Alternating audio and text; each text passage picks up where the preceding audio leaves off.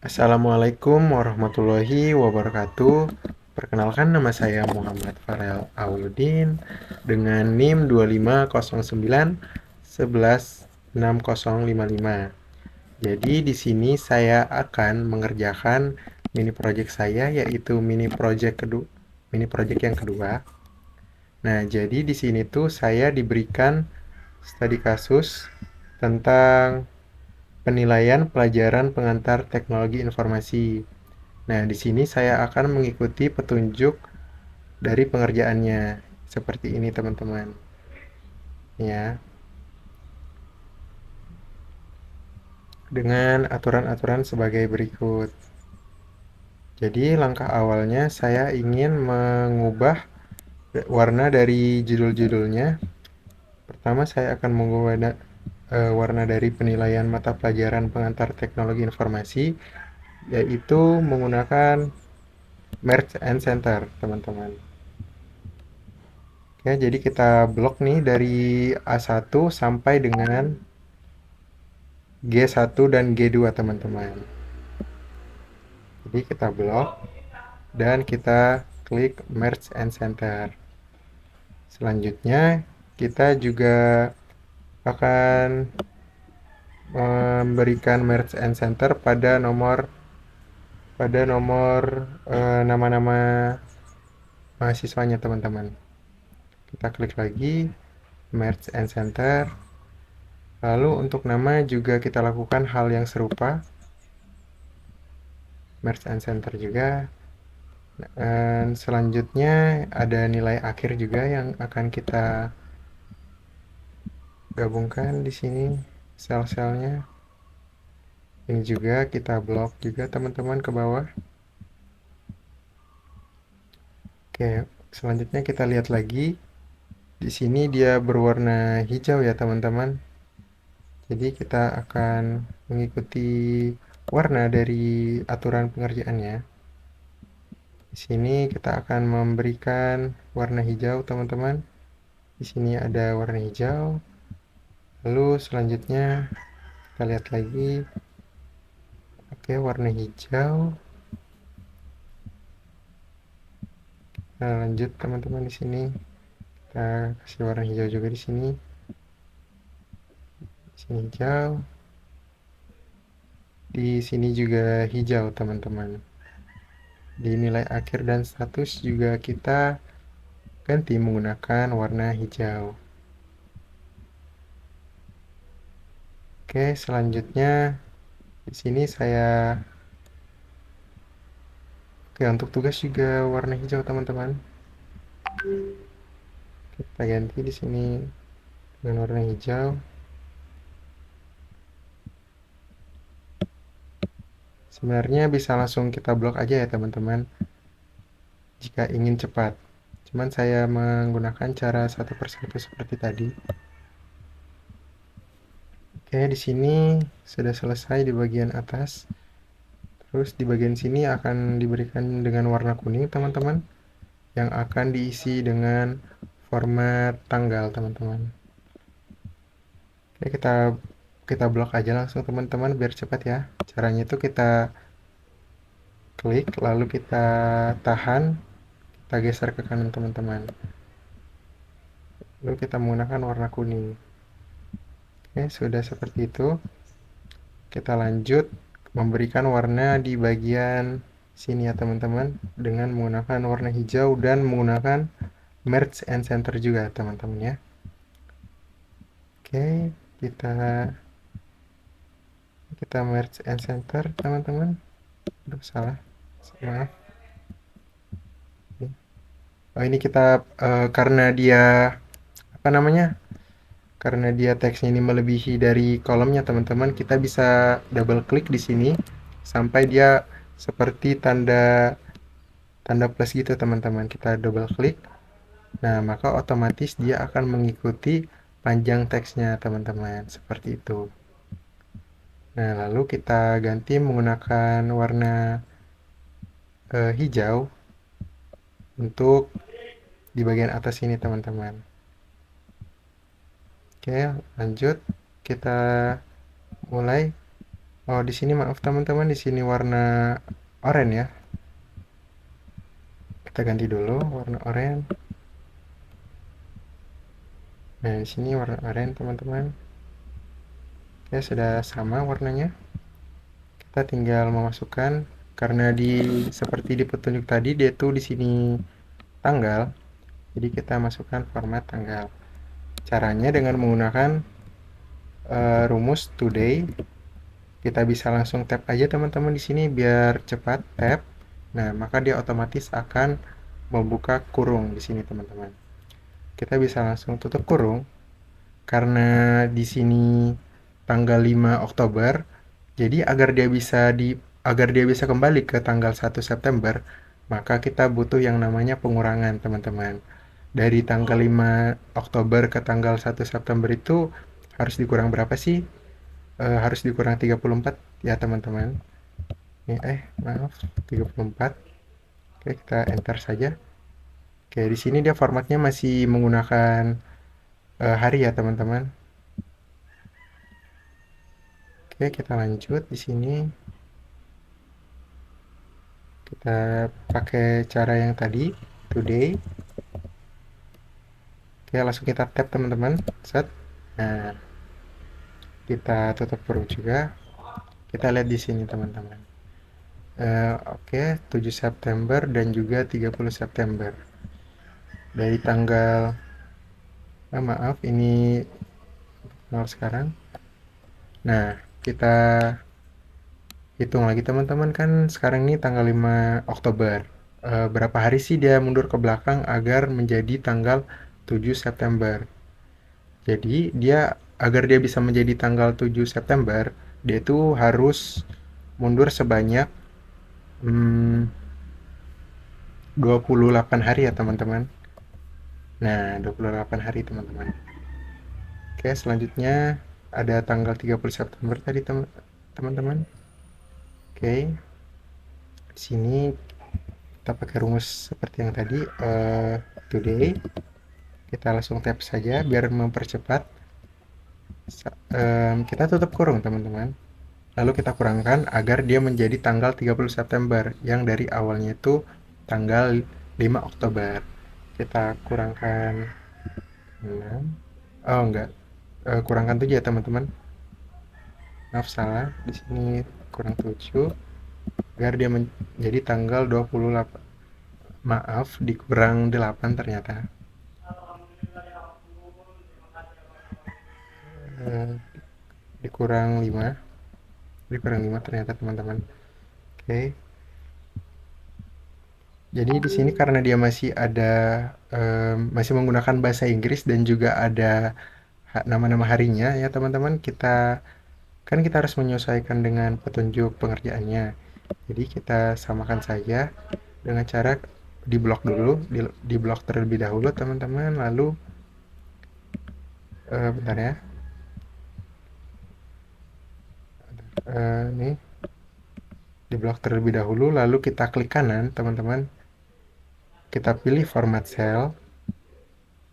Oke, selanjutnya kita pilih di bagian lokasi ini, kita pilih yang Indonesia teman-teman. Ini ada Indonesia nih. Kita langsung pilih saja. Lalu selanjutnya di bagian tipenya ini kita pilih yang 14 Maret 2012 karena itu sudah menggunakan bahasa Indonesia teman-teman. Nah, 1 September, 7 September, kita lihat lagi sudah sesuai ya teman-teman untuk di bagian tanggalnya. Lalu kita lanjut untuk mengerjakan nilai akhir. Oke, kita di sini menggunakan rumus sama dengan. Jadi setiap kita ingin menggunakan rumus itu kita menggunakan sama dengan ya teman-teman. Oke, di sini nilai akhir karena kita lihat di sini di bagian peraturannya, nilai akhir itu memiliki pembobotan 30%, tugasnya 30%, dan 40% UAS teman-teman. Oke, seperti itu ya. Jadi kita di sini bisa menggunakan rumus, aduh maaf. Jadi kita di sini bisa menggunakan rumus dengan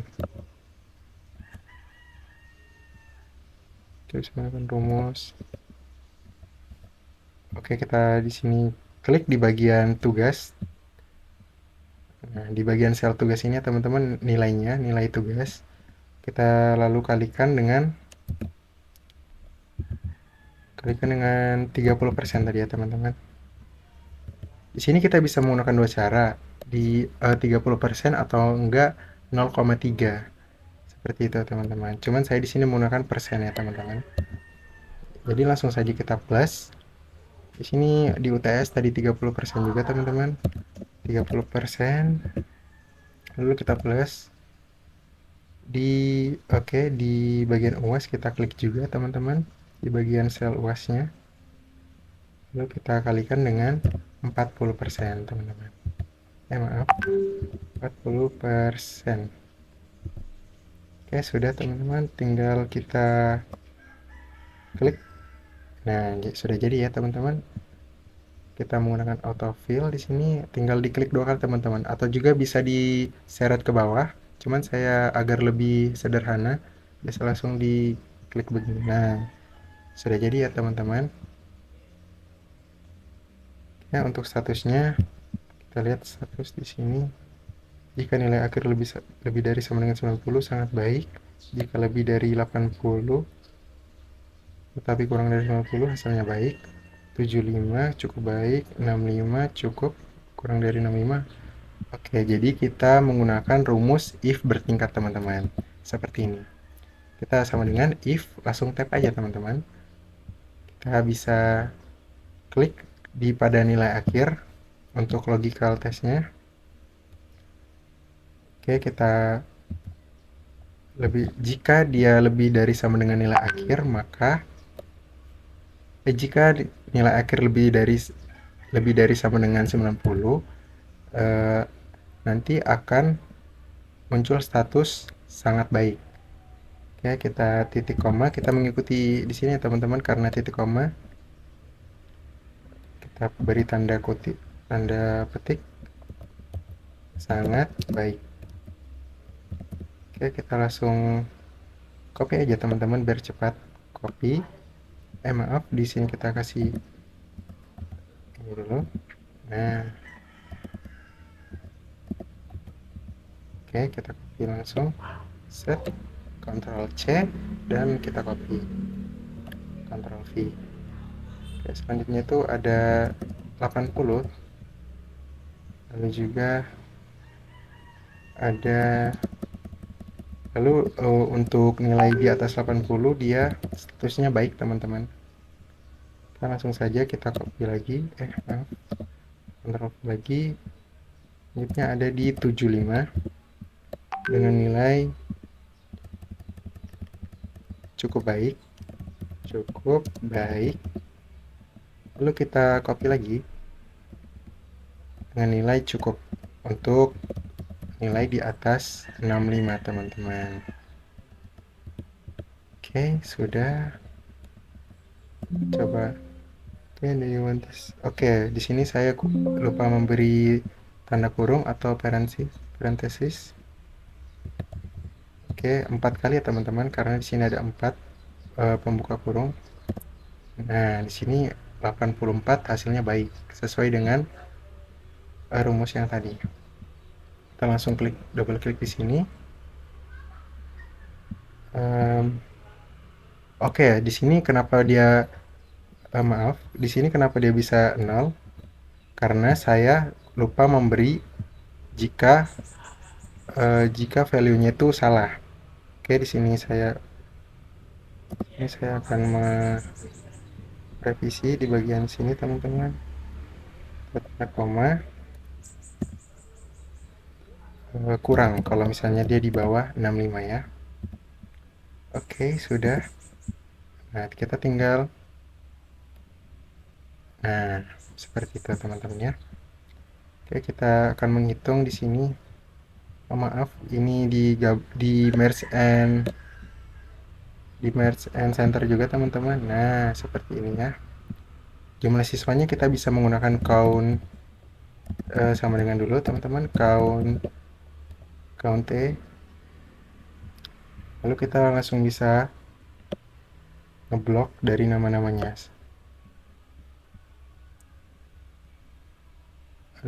Maaf, salah teman. Kita bisa count E, tab dulu teman-teman, lalu kita blok dari nama-namanya. Oke, langsung kita enter. Oke, jumlah siswanya ada 30 ya teman-teman, benar di sini.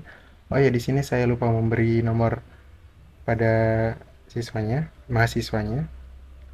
Oke, jadi kita gunakan rumus sama dengan kita masukin ditambah 1.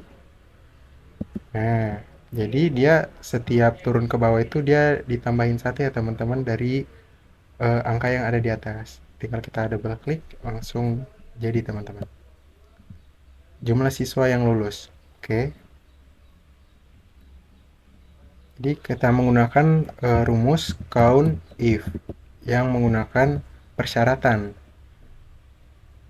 Maaf. Count if kita range-nya di sini di bagian nilai akhir ya teman-teman. Siswa yang lulus.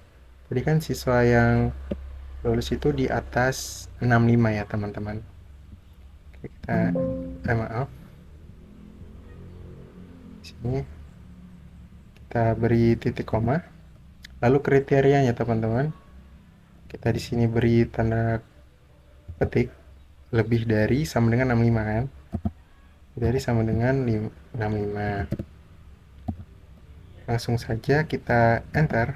Nah, jadi hasilnya tuh siswa yang lulus itu ada 28 teman-teman. Kita langsung lanjut saja ke bagian siswa yang tidak lulus, sama seperti cara yang tadi. Oke, count if tab maaf, if langsung saja kita masukin range-nya di sini teman-teman, lalu titik koma, langsung ke kriterianya. Agar lebih gampang, saya langsung menggunakan kriteria kurang, karena di sini keterangannya kurang ya teman-teman. Langsung saja kita enter. Maaf, saya lupa di sini, saya lupa ngeblok di bagian statusnya. Oke, kita enter. Nah, sudah bisa teman-teman. Persentase siswa lulusnya saya menggunakan, karena di sini sudah menggunakan persentase, jadi saya di sini bisa sama dengan jumlah siswa yang lulus kita per jumlah siswa. Nah, kita langsung enter aja. Nah, jadi 93% teman-teman. Oke, ini juga sama. Jumlah siswa yang tidak lulus dan jumlah siswa yang tidak lulus. Aduh, maaf. Jumlah siswa yang tidak lulus per jumlah siswa. Langsung kita enter saja. Langsung 7% teman-teman. Rata-rata nilai akhir ini kita menggunakan average, sesuai dengan namanya average, rata-rata. Kita tap aja teman-teman. Rata kita langsung blok aja nih. Kita klik enter. Nah, 80,74 rata-ratanya. Untuk mencari nilai tertinggi kita menggunakan rumus max. Kita tap, langsung aja kita cari, kita blok seperti tadi teman-teman. Langsung kita enter. Oke, nilai tertingginya 96,9. Kalau untuk nilai terendahnya kita pakai rumus minimal atau min. Kita tap aja langsung kita blok lagi. Oke.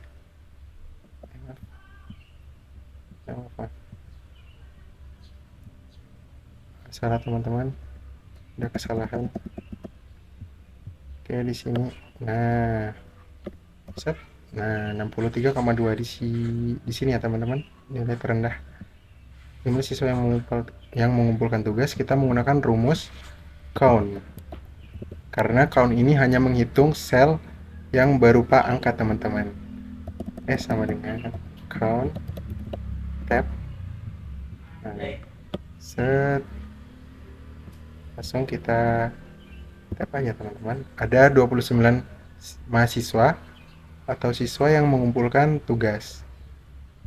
Nah, di sini kan ada kurang satu nih, jadi 29. Oke, kita lanjut ke bagian chart atau grafik. Kita langsung blok saja teman-teman di bagian nama hingga UAS.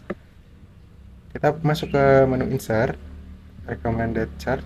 Jadi saya menggunakan cluster column karena kolom ini menggunakan eh, batang yang vertikal teman-teman. Sehingga memudahkan kita untuk melihat nilai-nilai tertinggi dan juga yang terendah, seperti itu. Jadi di sini kita bisa melihat nilai-nilai yang tertinggi pada masing-masing siswa. Jadi misalnya di Agung Wijaya kita bisa melihat nilai tertinggi dengan warna hijau ya teman-teman. Di mana warna hijau ini adalah ulangan akhir semester. Seperti itu teman-teman. Nah, kita edit sedikit. Kita masukin data labels agar ada keterangannya teman-teman, keterangan nilainya. Karena dia agak dempet gitu, kita bisa panjangin ke sampingnya. Nih, seperti ini. Jadi mudah terbaca, teman-teman. Titelnya kita bisa ganti. Maaf. Titelnya kita bisa ganti di sini. Nilai tugas UAS UTS UAS karena tulisannya siswa jadi saya tulis siswa aja ya teman-teman. Oke, sudah. Kita lanjut ke bagian